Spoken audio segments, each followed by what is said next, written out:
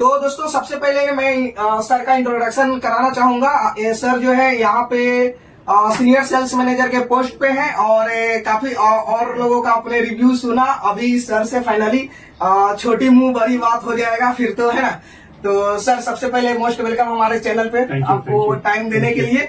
और सर मेरे ऑडियंस को ये जानना चाह रहा है कि बाकी में इस इंडस्ट्री में कितना इनकम है, पैसा है, और आप सर अभी तक क्या अचीव कर चुके हैं सर ये, और कितने टाइम से बने हुए इस इंडस्ट्री में सर?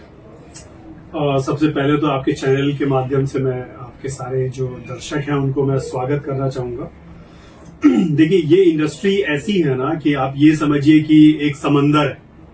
ये इंडस्ट्री अपने आप में एक समंदर है और हम जैसे जो छोटे मोटे एसोसिएट्स हैं, मैं अपने आप को एसोसिएट कह रहा हूं इसलिए क्योंकि मैं अभी तक वो मकाम अचीव नहीं किया जो मैं चाहता हूं। हो सकता है मैं दुनिया के लिए बहुत सक्सेसफुल पर्सन हूं, पर मेरा मायने सक्सेस का तब है जब मेरे साथ 100 लोग कम से कम और सक्सेसफुल हो जाएं। जहां तक सर आपका सवाल था, अब मैं सवाल पे आता हूं। आपका सवाल है कि ये इंडस्ट्री कितनी बेहतर है। ये इंडस्ट्री इतनी बेहतर है कि यूं समझ लीजिए कि पूरे वर्ल्ड का जो इकोनॉमी है ना, वो रियल स्टेट के ऊपर डिपेंड करता है।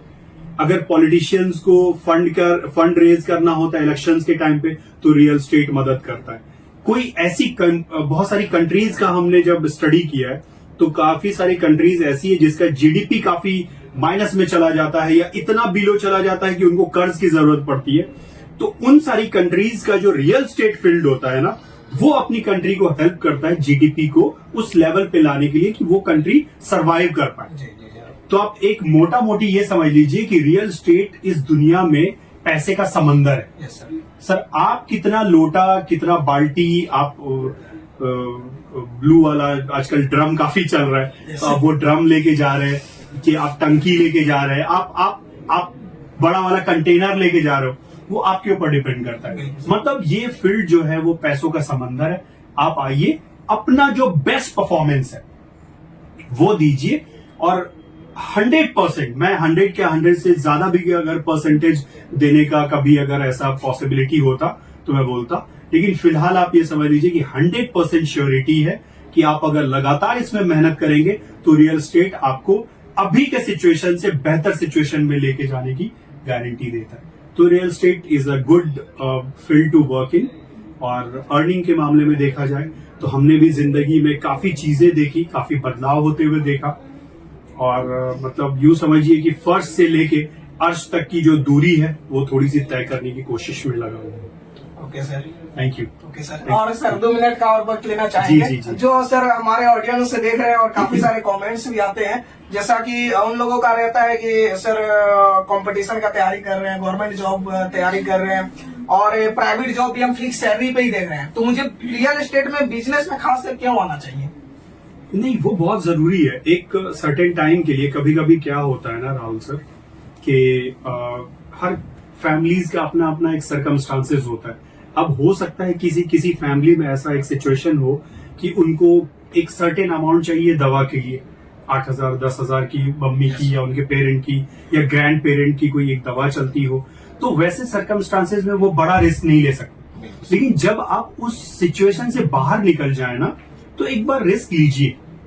लाइफ में अगर रिस्क नहीं लिया ना, वो एक कहावत है ना, no risk no gain.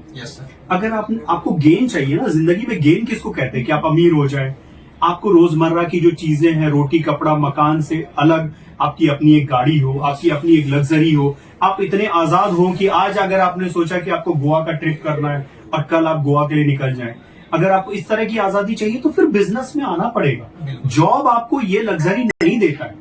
Job आपको 8,000 10,000 20,000, अगर आप बहुत अच्छा कुछ बड़ी डिग्री है तो हो सकता है 50,000 कमा ले, लेकिन 50,000 में क्या पॉसिबल है कि आप छोटी सी सिटी, अभी फिलहाल हम लोग ये सारी बातें पटना शहर के अंदर बैठ के कर रहे हैं। पटना शहर के अंदर अगर किसी बंदे की आमदनी 50,000 है तो वो बस अपनी फैमिली को चला सकता है। Yes sir.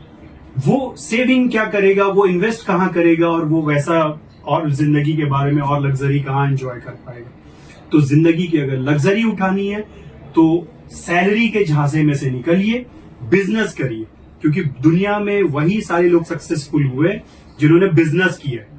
एक इंसान का नाम सर राहुल जी आपसे ही पूछ लेता हूं मैं, किसी एक इंसान का नाम बताइए जो कि सैलरीड पर्सन हो और वो पॉपुलर हो।